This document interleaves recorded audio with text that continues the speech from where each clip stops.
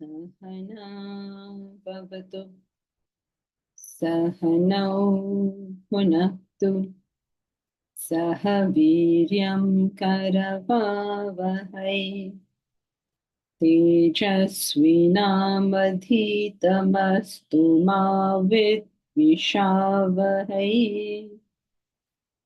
Om Shanti Shanti Shanti.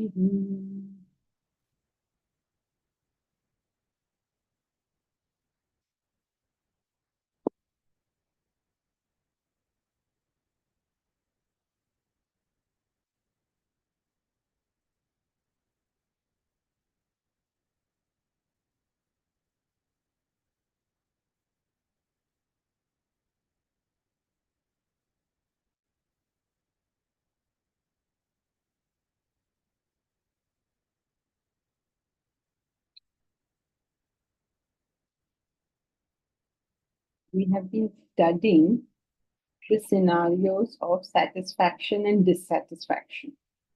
And from this, you understand why we cannot take agitations as the yardstick for everything. You remember we have often said this in class. It's a point we have often raised. People say, okay, can I take that I am calm or I'm agitated as a sign of my spiritual growth?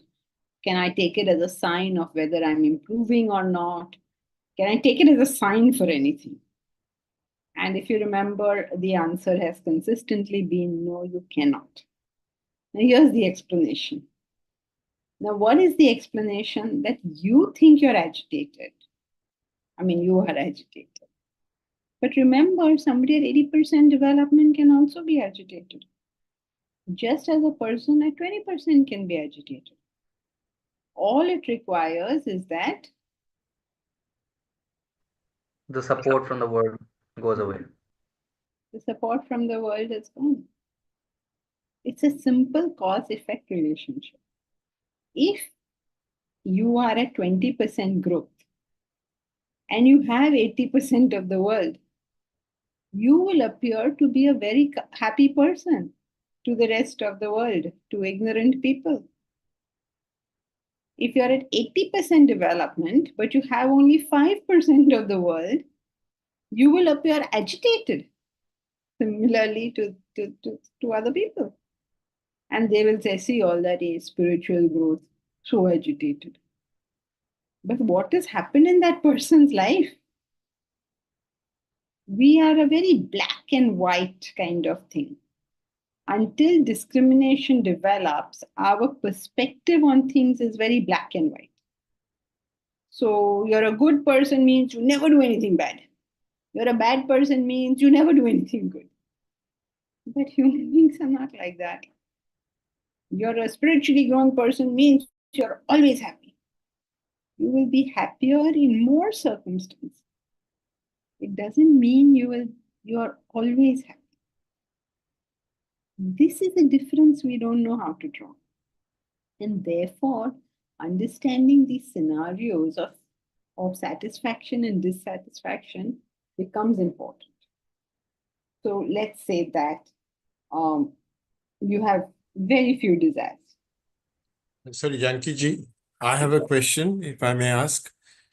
I'm taking the case of a person who's 80% developed, and of the balance 20%, circumstantially, he's got only 5% of his desires met. Now, the point is, why should he appear as being agitated to people? Because I would argue, for the sake of getting your comments, that 80% he's already secured through his independent happiness, his peace of mind, his wisdom. That 80% must show through to the person, okay, to the other persons also. And 5% more he's got, fine. So they will see him a little bit agitated. He will not be totally peaceful. But to the world, he should be seen as somebody who's reasonably content and happy. And more importantly, for himself, that's how he should feel, because he's got 80% under his belt. 85 in your thing. Meaning 80% through independent and 5%. Yeah. So So therefore, he's got 85% of the total that he requires, and he should be content. Others should also see him as content. this is where the problem of life is, that our perceptions are not very good on these things. Even when we say, we look at selfish people and we say they're so happy, we don't have good perception on this. Human beings are not known for seeing things and assessing correctly. It is a training we require to know whether a person is content or not. There is something called superficial agitations. Okay? And you have to have that perception to see that this is 10% superficial agitation. It's not like he's agitated out of lack of spiritual growth. We can't see it. And it's not our fault, because we have to be there to see this. So what outsiders cannot tell, his own perception will be the In fact, the more important part is, let's start with him. Then we'll worry about the guy, people outside. So question but is, we're not discussing him. We're discussing this concept that people have, that if you're agitated means you're not spiritually grown. the reverse, because they will, fair enough. But as far as he's concerned, he's got 85% under his belt, and therefore he is okay. Now let's come down to how the others will perceive him, right?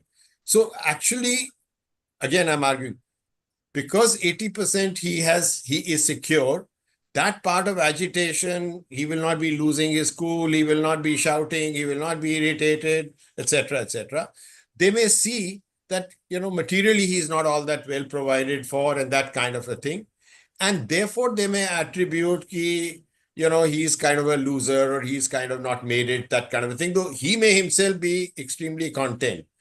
So I'm now looking at... What agitations, not his, nobody other than us ever thinks of these things. They make random statements. Okay. They say, oh, he's a spiritually grown person, he says, and he's shouting at people. They don't understand that shouting is not touching his heart, or is not changing his relationship with that person, or, in 2 seconds he'll be back to just being a normal, back to normal. Nobody's going to see any of that. Oh, he shouted, like what, as if he shouted is a big piece of news. So people don't assess correctly. They get into, it's like some people, suppose you're 95% good and you have 5% of flaw. There's a he claims good, but look, what, are you mad? Can't you see the rest? So human beings are not good at this. We are not good at assessment. We are not good at understanding. We are not good at seeing anything a little below the surface. And obviously, because we are children, right? So what will we see? We will see just the superficial. Mm-hmm. So what can we do, to ask it in a counter way, to be able to improve our correct assessment of people, meaning us as your students? Morning studies, what else? You have to grow up. There's nothing else to it. All of us just have to grow up. When we grow up, we'll see things correctly. So it needs everything. It needs the unselfish action. It needs the devotion. It needs reflection. And that whole level has to rise. You see, each one of us likes some part of the sadhana. So we do that one, not recognizing that this is not going to happen. Yeah. So in short, your answer is that there isn't a remedy for making a better assessment by, let's say, hack 1, hack 2.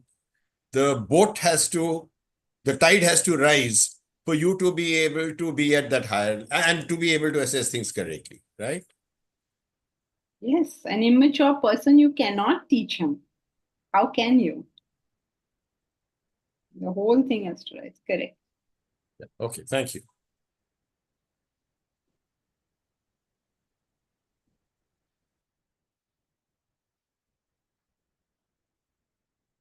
Mahesh.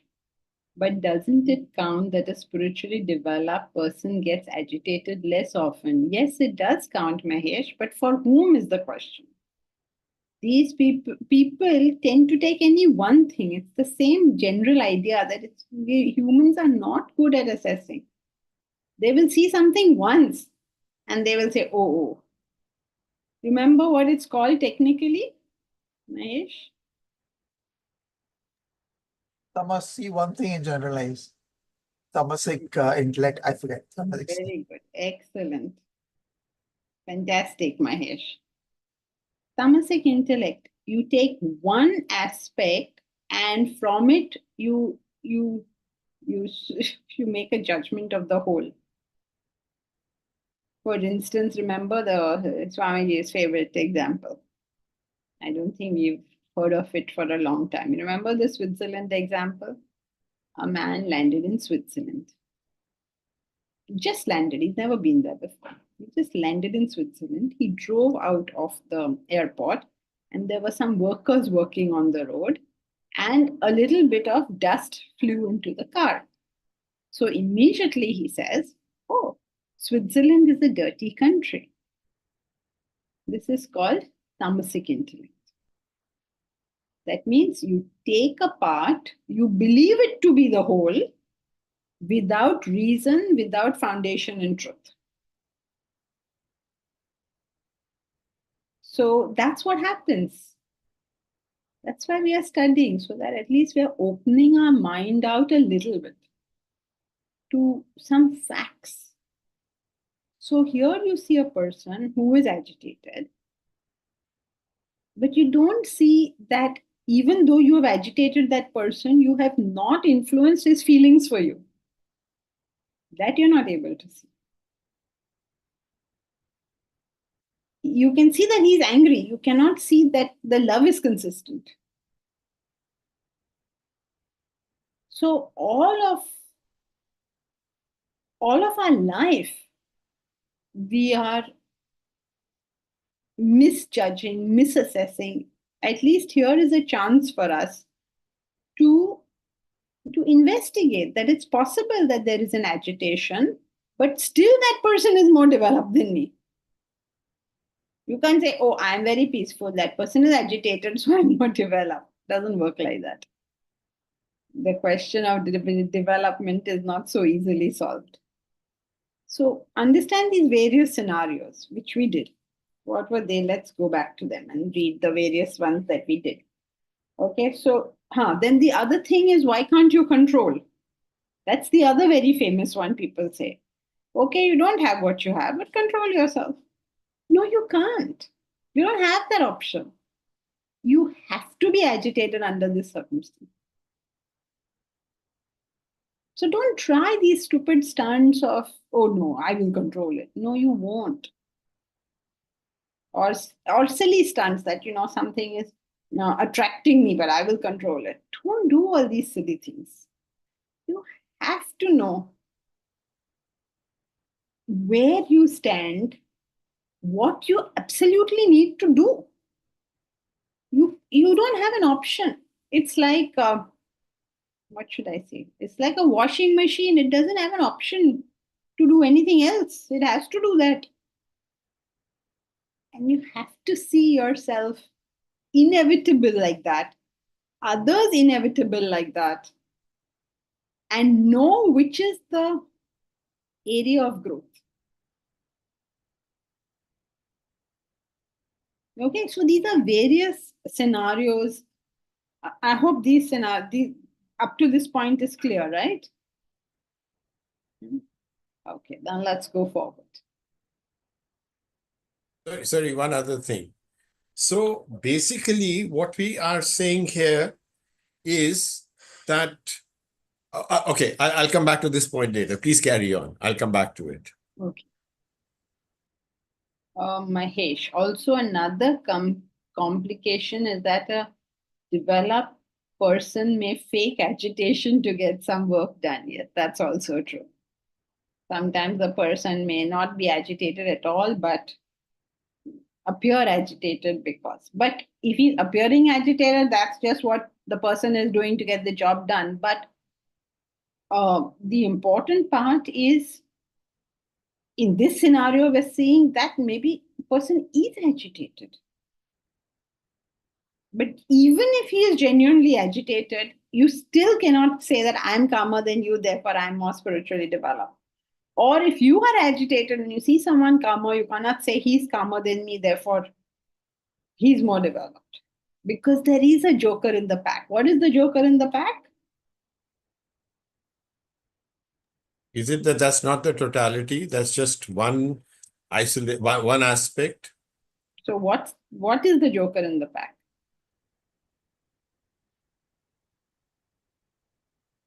Yeah, the support from the world.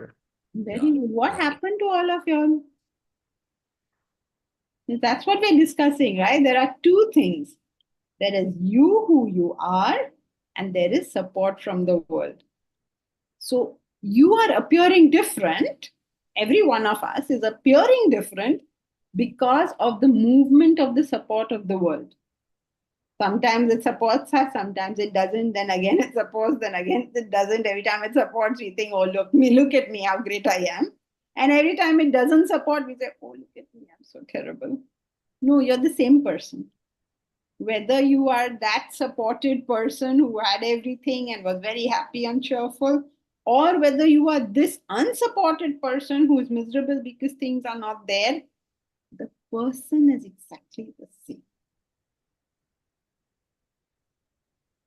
The person hasn't changed. This is universally true for all humans. Now, when we come to classes such as this, we understand this is going up and down. But what we are struggling to do is make this person a little different, make this person a little better, make this person a little more mature. But it's a very slow person, a very slow process. Growth is not easy. It takes time. People have to be consistent, and not just consistent, they have to be working consistently. You know, people have been consistent with Vedanta 20 years, 30 years, 40 years, been consistent. But how much sadhana was going on? Because the interest is going on doesn't mean the sadhana is going on. The world burns us, and Vedanta soothes us. So it's like when you come here, you're soothed. Whole day you've been working, people have been irritating you, and all sorts of things are going on. You won some, you lost some, so many things. Okay, then pressure of so many things, tasks to be done, even if nothing much happened, but so many tasks to be done, so many things to remember. And you come to class and it cools down your whole system. So you will go to class. But does it mean sadhana is being done? Sadhana means Joyce. The three. Yeah, Joyce. Sadhana is? I don't remember. I'm sorry. Karma yoga, bhakti yoga, jnana yoga. Yes. The 4 yogas. Yes. Hatha yoga, if you're going to say 4, yeah. Yes. 4 yogas, correct. Sadhana means the use of a sadhan. Sadhan means equipment or a tool. So sadhana is your use of the tool for spiritual growth. So what are our tools? Karma yoga, bhakti yoga, jnana yoga, and hatha yoga. Mahesh, so ultimately a Milton can recognize a Milton. Yes, we are bad at it. We are very bad at being able to see deeper into a person. We see very superficially, like some people will say, oh, he can't be spiritual. You know what a big car he's in? How superficial is that assessment? Or he's very spiritual, he goes everywhere by bus. How superficial can your assessment be? Now, is a vehicle going to determine what is his maturity? Or he's so spiritually developed, he speaks so sweetly with everybody. Is his tongue going to determine his maturity? Or he's not spiritually developed, he's so rude. Is the tongue a determiner of maturity?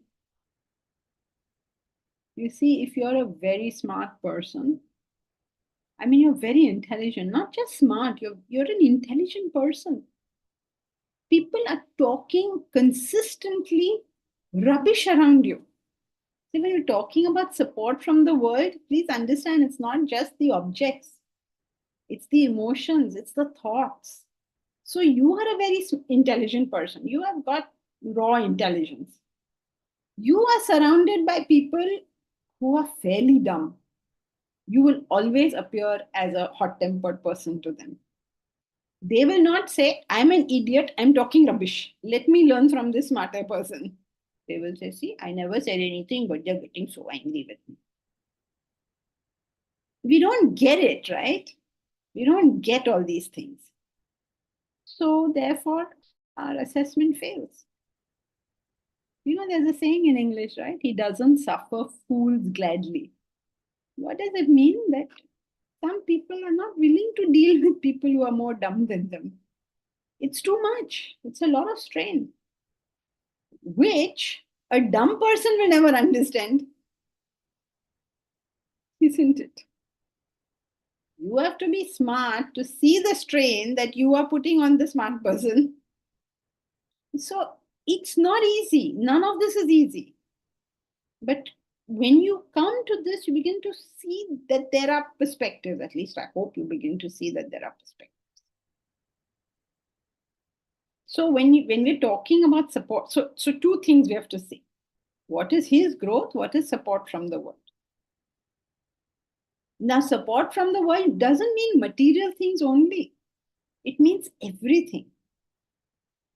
It may be that you're very upset because, your loved ones are all in hospital. The whole lot is in hospital. The whole family is looking like it's going to be a fatal thing. And so therefore, it has to be something big, right? And so you are going somewhere by bus and somebody says something to you and you blow up or you burst into tears or something like that, people will say, see, so immature. Not getting what is going on behind. So it could be objects of the world, it could be beings of the world, it could be emotional stuff, it could be intellectual stuff, but you're just not getting the support of the world. Can you imagine how maybe a Ramanuja must have felt?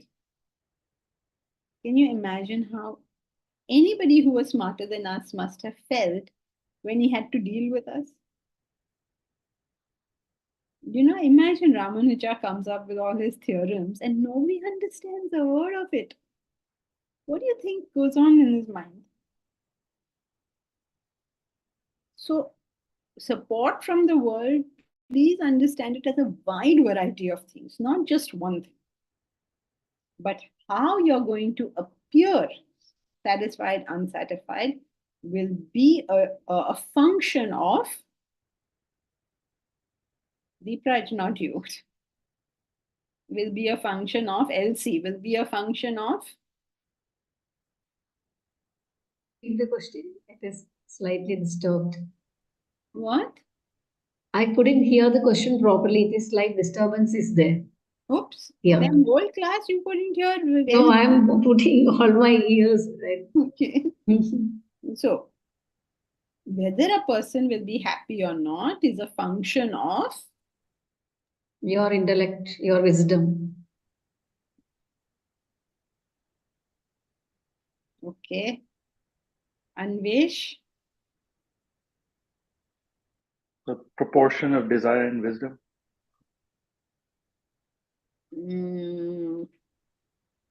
Who else? Bharat? Your development and support from the world. Very good. Jayashree, can't be just support from the world. It has to be your development. These two are the moving factors. Means your support, your development is more or less steady because that takes a lot of work to push up. But support from the world varies and we assess ourselves and others because of this information. Right? Now, shall we proceed? Any questions? So far, so good. Yes, Joyce. I just have a question about the correlation of the more do we, the more we work on ourselves to evolve, does it affect the support of the world? Is there a correlation with how much support of the world from the world we get, the more we work on our own evolution and sorry, I hope my question makes sense. I Okay, I'm wasn't going to able. repeat your question. Okay. Is there a correlation between your evolution and support from the world? Do you get better support from the world as you evolve and less support when you're not evolved? Yes, there is some correlation because as you evolve, you have become more unselfish. So more and more people are willing to serve you because you're serving them. Yes. There's some research that says, I didn't read the full thing, so you can look it up if you like, that there's this research that followed students for many, many years to find out, there's some kids who are just liked. The other kids like them. So these kids, they followed to try and find out how come in school some kids are very popular and some are not. And so what was the sort of criteria? How does this happen? They were studying this phenomenon.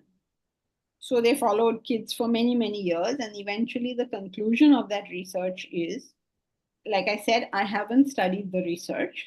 You can look at it, but it said that everything about those kids were different. They could not find any single criteria that fit every one of those kids. It was not their intelligence or social skills, their whatever, being cheerleader. Everything was different.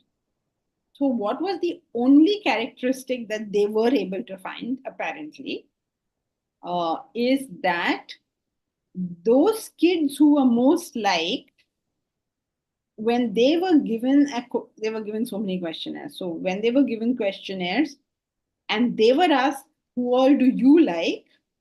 Their lists were the longest. So Sorry, what was the question they were asked? They were asked, among many questions, they were asked, who all do you like? So all these popular kids had the longest list. So basically, you like people, people like you. So that goes with the Vedantic thought, and therefore I brought it up. But we will need to study the research more to understand it. But it goes with it that the more love we have in our heart, the more love comes to us. Loving people meet loving people. The more you are sacrificial, the more you're service oriented, the more. So you get that support from the world. However, this is not a universal rule. That's why Christ was crucified. Yes, Bharat, I'm just coming to that point. I know somebody's going to say this. Yes, so Christ had 13 disciples, 12 disciples. 11 loved him. 1 betrayed him. But the thing is, even when he betrayed him, he could not handle his own betrayal. So that's why he committed suicide. So, yes, So that's why, Bharat, it is not a universal rule that you will have this, but this is generally what happens. Like you can't say, oh, Ravana didn't like Rama. You can't say that. Because Rama loved Ravana. You know the Rama and Ravana, Joyce? Yes. Somewhat, yeah. So, you know, Rama was the hero, Ravana was the anti-hero. So Rama loves Ravana. Mm. The good guy loves the bad guy, but the bad guy doesn't love the good guy. It seems, because he is troubling him. But even then, the law is that if you love somebody, they have to love you back. Mm. So they were, but they have their other issues also. No? One strain loves you, but then everything else is there. Janki ji, Yeah, 1 second. I sorry, was sorry. yeah. Mahesh, the Christians would say that Christ was crucified because he had to die to free humanity of the original sin. Yes, and we would also say that. That is true. And but only thing is, what does this mean? That's the big question. The statement is correct. So he was crucified because he had to die to free humanity of the original sin. What is the original sin? The original sin is vasanas. If you have no vasanas, you have no agitation. Remember, sin is agitation. No vasanas, no sin. So he was crucified. Why? Because we are all sinners. Meaning we are so stupid, we cannot even too agitated to know that Christ is in your presence. Imagine if Christ, now when we're sitting here, and we think Christ is going to come to my house for dinner or something like that, we would be so excited, no? Aditi, you'll be excited if Christ comes to your house for dinner.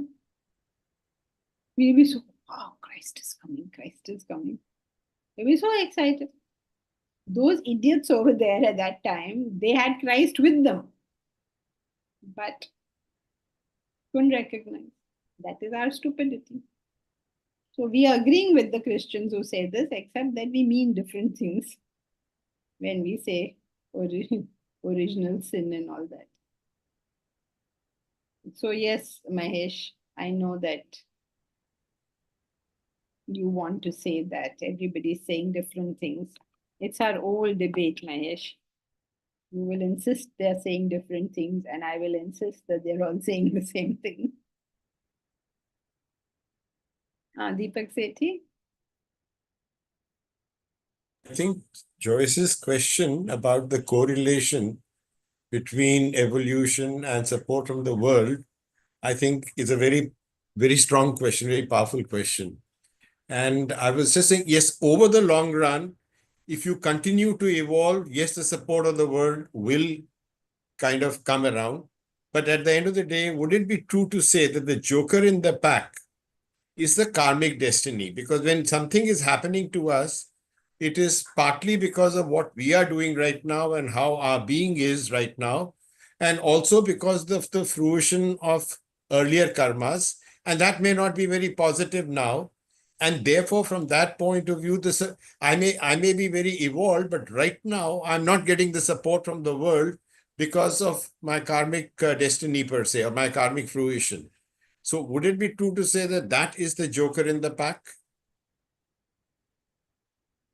Let us understand what that means. When you say that I did some karma in the past and uske liye main bhugat raha hu, I am suffering because of my deeds of the past, what is that supposed to mean? If we get that clear in life, I think the answer will be very clear. What is a karmic result? A karmic result means that a karma that you have done has led to a desire or vasana. When you have that desire or vasana, you get bound into that thing. So even if the situation demands that you don't do that, you have no option but to do that. When you do it, you will get the backlash from the world because the situation didn't demand it. Let us say that a person is very intellectual, okay? He has been associating with intellectual things and become an intellectual, and that's how he functions. Now he has to deal with emotional people. When it is a time for him to deal with an emotional person, he is incapable of it. Pagal log hai, what are they talking? Right? So if you treat human beings like that, you get the backlash. So what is a karmic result? A karmic result is only the creation of a vasana. There is no other karmic result. We tend to think of situations, of circumstances as karmic results. That is because we just cannot get out from our head that a situation causes me a problem.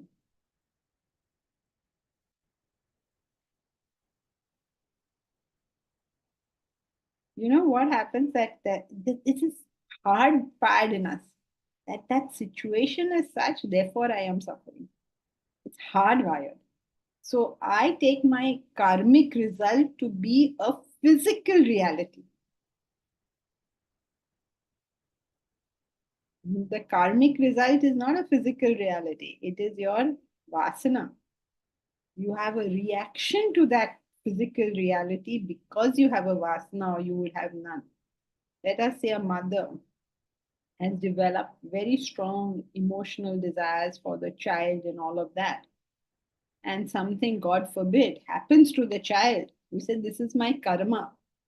It is not the passing away of the child that is the karma. It is the fact that you are bound into these strong emotions, which is your karma. So, Mahesh, for you especially, just as every other religion says those words that they are taught and understands something completely different out of it, so too in this religion too, everybody says the words that they are taught and understands something completely different from it. Everybody over here believes from the bottom of their heart that karmic reaction is a physical reality.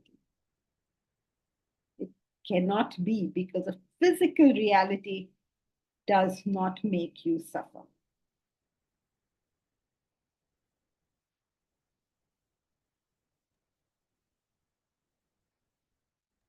Janki ji, I didn't follow that completely. Can you please? 1 second, let me just finish. And you want me to repeat what I just said? Okay, I can do that. We say, okay, you are doing bad deeds. Your karma will come and catch hold of you, right? So what do we think that, okay, I murdered somebody will murder me. I robbed something from somebody, so they will rob from me. This is our rather layman's perspective of this. But that's not correct, because if you use that kind of a logic, then you will have to say, how is this happening? Do you have a mechanism for this to happen? That I rob somebody and then somebody robbed me. Do I have any mechanism by which this will happen? We don't find any such mechanism. It's easier for those who believe in a personal God, then they'll say, no, I robbed that man, so God made this man rob for me. Okay, now this man is robbed from me. God made him rob from me. Now, will God make somebody rob from him also because he's robbed from me? We have no mechanism here, okay, by which we can say, okay, this happens. And yet it is a universal belief. In India, it's a universal belief. Now, all the Indians have spread all over the world, and they're giving everybody else also this belief that if you do something negative, now something negative will happen to you. This is not what the law of karma. If you're going into the logic of it, you cannot accept this. If you're talking in a general way, of course you can say it, because nobody's interested in our logic. But logically, how is that even possible? So then, is that wrong? No, it's not wrong. It's a line from the scripture. So how can we call it wrong? So what is that supposed to mean? What is karmic reaction? It's called karma bandhana.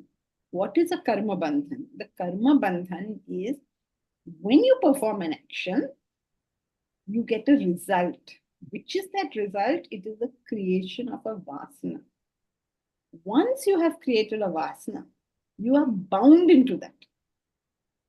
What does it mean you're bound into that? You have to perform those actions. You have no alternative here. Because now that bondage has formed. Now you will perform those actions regardless of what the situation requires, and you will get a backlash. Now only it is clear. Actually, I used to think, now if I rob someone, he will be robbed by someone, and the chain reaction goes on like This that. is It doesn't make universal any in sense. this, yeah, in this country, universal it is. But if we don't have a mechanism by which this happens, how can we establish that this happens? So it can't be like that. So karma bandhan. I mean, this is not, I'm not making this up. Don't think that I've come up with some fantastic idea. This is as it is written in the text. It's all explained. They don't just write it and leave it for us to interpret. They actually explain this. It's a very, very strange. I mean, it's a 10,000-year-old culture. So people who can misunderstand do misunderstand. So somebody else comes up and says, no, that's not correct. This is the right one. So there's an ocean of literature, of course, but you don't need to read it all. You just read a few books and you put the pieces together and say, I see. Otherwise, explain mechanism. What's your mechanism? Then you get a personal God. Then you get all the problems of the personal God. Because that's the only mechanism we know of, right? You can't say for certain that, okay, I murdered somebody, so I'll definitely go to jail. There's no such rule. There's no such natural law. I'm not talking about human laws. So that means basically you can do anything and get away with it. But that also we know doesn't happen. So then you have to fit these pieces together. Okay. Thank you. Deepak Sethi? So, Janki-ji, how do you explain accidents in like an air crash? Some people are in that aircraft. Now, you can't say that it was a specific vasana created by their bad karma, which got them in, so how do you explain a situation that some people end up paying the price? And my understanding, not that if I rob somebody, somebody will rob me, is that your karmic fruition takes place and therefore circumstantially you are in that flight, which then crashes and then, kind of you pay that price. So it's not a one-on-one correlation, but the fact is that there is this concept of a carryover account kind of a thing, etc. Because otherwise, how else does one explain, this phenomena from happening? This evening, I was just listening to a lady in New Orleans after this attack to say that we were there. We normally walk absolutely around that time. We decided not to go we decided to go 1 hour earlier and, so on and so forth. You can see what she would have said otherwise. So how do you explain these kinds of phenomena? There's nothing to explain. Just think about it, right? Okay, so somebody went in an air crash. I mean, someone went in a plane, the plane crashed, the person died. What's your explanation for that? All your words are correct. It's a karmic fruition. So that's correct. But what is it, Deep Raj? What is the karmic fruition? He went in the plane because of desire for the plane. Something. I mean, the karmic fruition is really the completion of the prarabdha vasanas. Correct. Very good. Very good, Prashant. Prarabdha vasanas are over. This is your karmic fruition.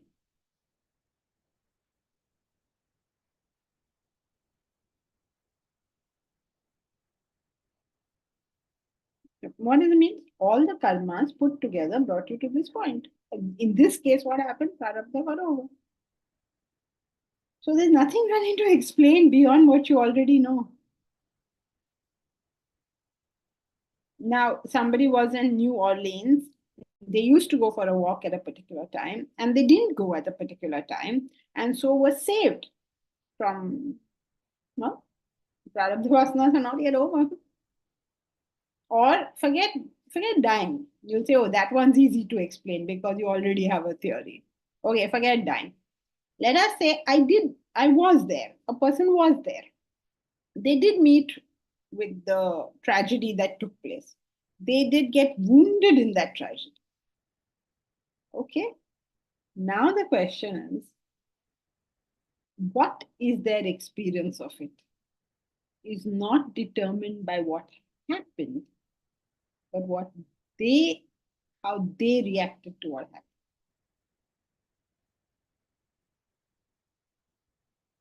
Physical cause and effect takes place. That's taking place, right? It's not that if you're spiritually developed, COVID will not hit you. But spiritually developed or otherwise, it's going to hit you, right? Spiritually developed or otherwise, this body is going to fall ill. Spiritually developed or otherwise, the share market will go up and down for you as it goes for everybody else. There's a physical causality that takes place, like the scientists keep telling us. But your experience, the Sanskrit word for it is loka. Lokaha. Lokaha means your world, your experience. There's no, in Sanskrit, the word loka means experience. There's no separate word like that. Jagat is that physical reality. Lokaha is your experience of it, which is the combination of the world and you.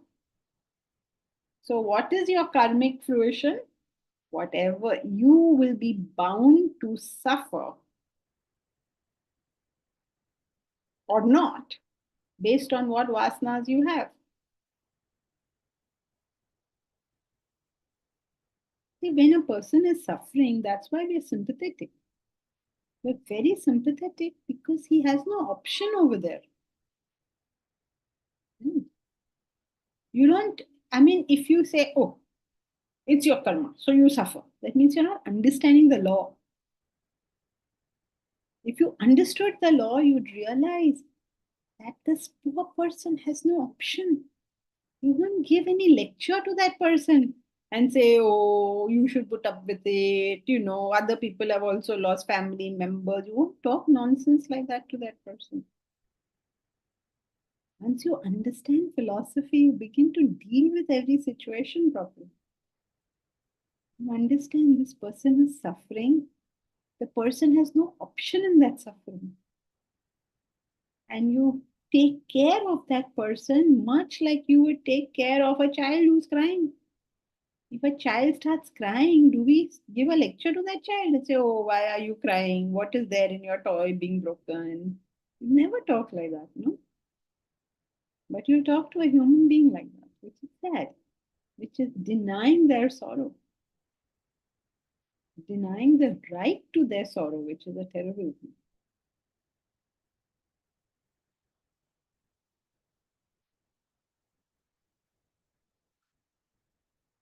Is that okay? Yeah, no, I think the Prarabdha Vasana part was known, but was not brought into the cause-effect analysis. So thank you. Mahesh, each position has its strengths and weaknesses. No clear winner, at least in my thinking. Yes, we are aware of your thinking on this matter, Mahesh. Action performed leads to vasana creation, which has its potential adverse consequences. Potentially adverse consequences. But where did that action come from? Or are we talking about reinforcement of desires leading to action? Where did the action come from in practical terms? You have a vasana to do something, but you also have an intellect capable of directing that desire. When you choose to go with the desire, what should I say, impulsively, emotionally, going with it, instead of using your intellect to a filter, you will create another desire. That's what bondage is all about. Instead of functioning with your intellect, using that power that you have, what is the power that you have as a human being in terms of the logic of it? What is that great power you have as a human being? The greatest advantage as a human being which you have is what? To pick your desires. The ability to choose. Very good. Great. You can pick among, you have got access to your desires, all of them, and you can pick among them. You chose to pick the lower one. You will suffer the consequences thereof. You had the potential to choose between being like indulgent or directing your enjoyments. You chose indulgence. You had the potential to choose between being emotional or directing emotions. You chose being emotional. You had the potential to learn and grow. You chose to stay where you are.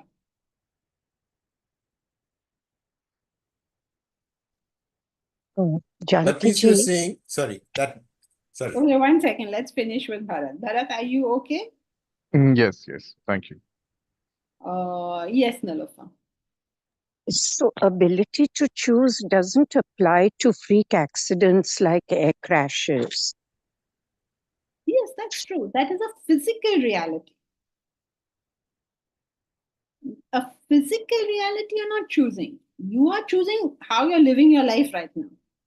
Okay, now whether you choose X or Y as you live your life doesn't immediately give you any answer, any particular result, other than the fact that the vasana is getting strengthened.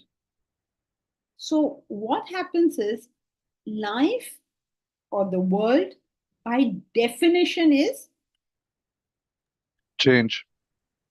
okay, other definition. Yes, that's correct, but in context. Surekha, by definition, world is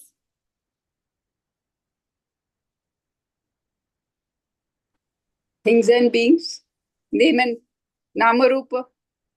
all right, fine. These are also correct, but not in context. Mahesh, by definition, world is Flow of experiences.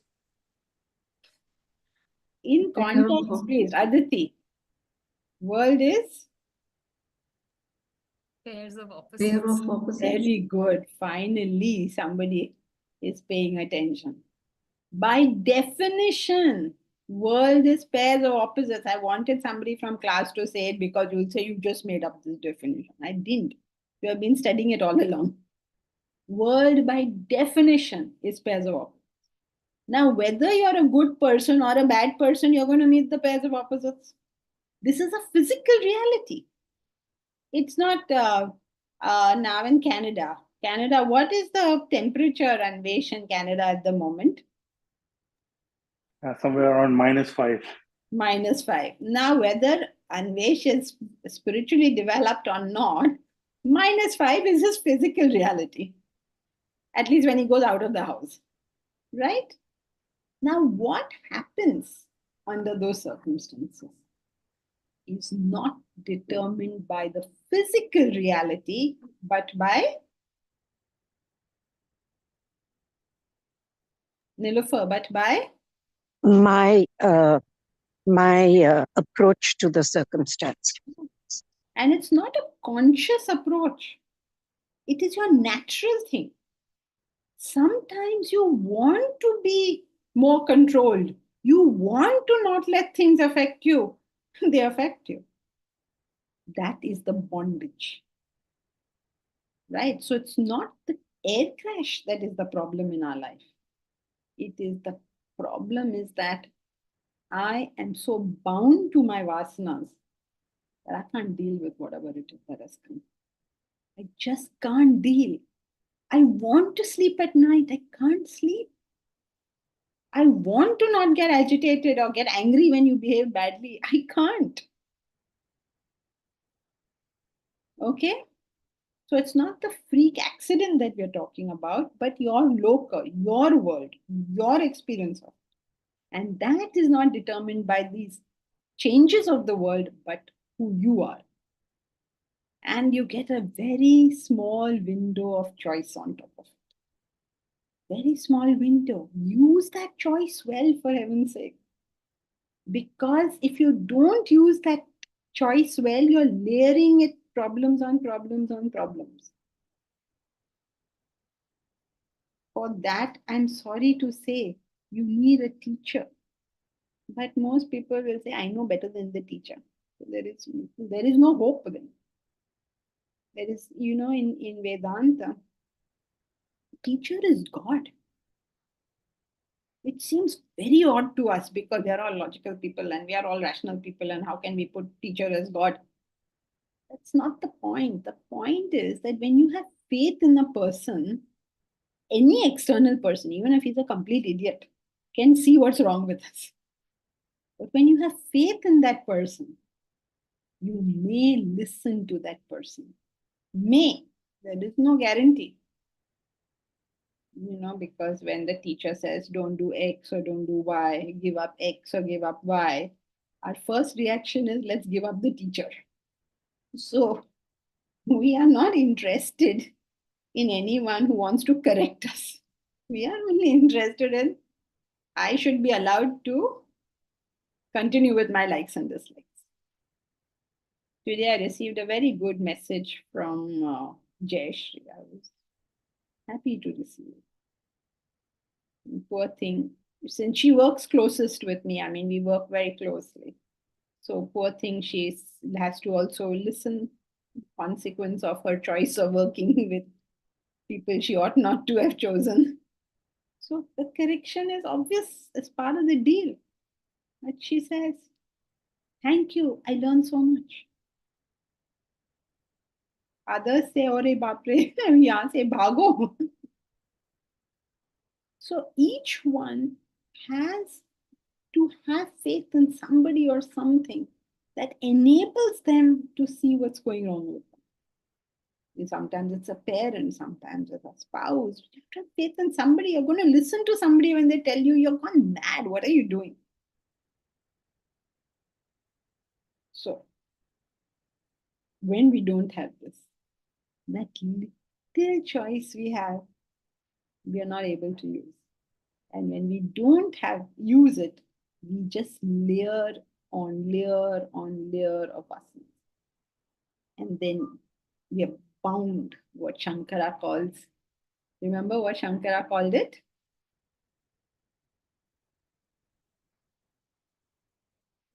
You suffer like captives in hell. So dramatic that imagery of like captives in hell. You can't release. How do you release? So Nilofer, it's not the event. That event is the same for all. Like suppose you have lived an extremely selfish, self-centered life and you're about to die in the next 40 seconds. What will be your reaction? And if you lived a sacrificial life and you're going to die in the next 40 seconds, what will be your reaction? You will feel the whole thing. It's me and my world. That's it. Okay, Nilofer? Thank you, Janki. Yes. Aditi, this will also help us in being less harsh with ourselves when we falter and pick ourselves up sooner. Yes, correct. With ourselves, if we are harsh with ourselves, we'll be harsh with the world. So first we learn to be charitable with ourselves. Because that means you're being understanding, right? So then you'll be like that with everybody else. Yes, Deepak Sethi?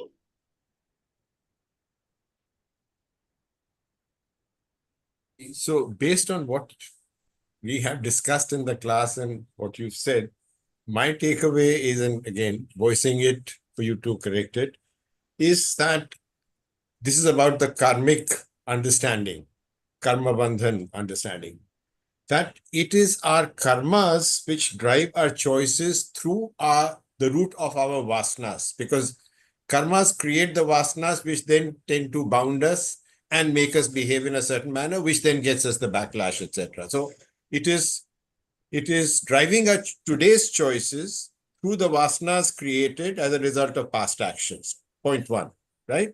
I didn't get. We are choosing today we should be choosing today the higher vasanas compared to the lower ones. I'm coming back to that. Yeah. But I'm saying right now, meaning we are being driven to actions based on our vasanas, which are the result of our karma. So therefore, karmas are driving, today's actions through the route of vasanas. Right.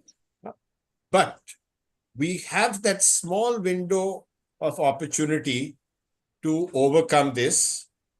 And that is the concept of Purusharth. If we kind of exercise it well, then we can override the natural reaction that's coming in from our karmic thing, etc. And we are then able to tackle from that karma bandhan through the Purusharth concept. Would that be true? Yes, but not in the context. In the context, we just say choice. If you have to explain the choice, then you will go backwards. But in practical thing, you don't need to. You say there is a layer of choice you get, which is not creating of new asanas. It is just that you get a layer of choice. You do get a choice. Am I going to let this vasana go through or not?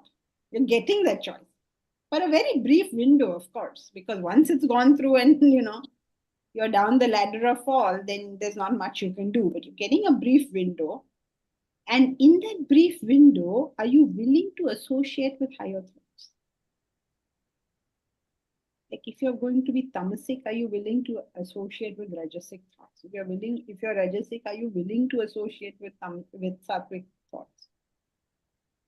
If you're rigid, then are you willing to listen to other people's point of view? If you're always listening to other people's point of view, it's time to get some sattva and figure out your own stuff. So each one has to take some step forward. Now, that step forward is blurry to us.